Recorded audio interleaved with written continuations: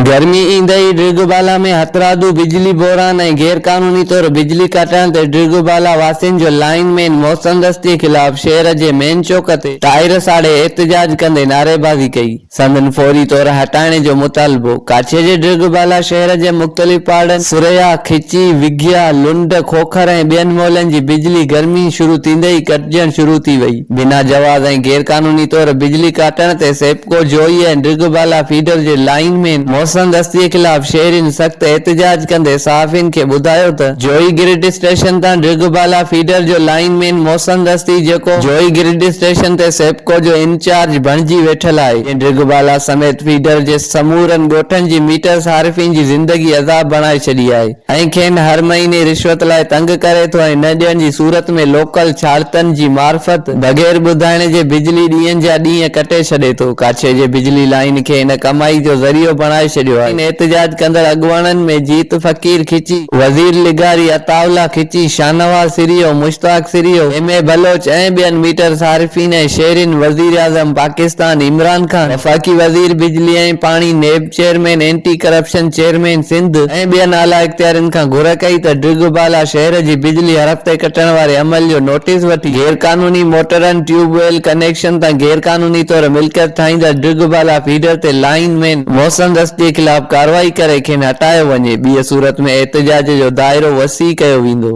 Mohammad Ismail लांघा, तोंग news, ड्रिगबाला Dadu.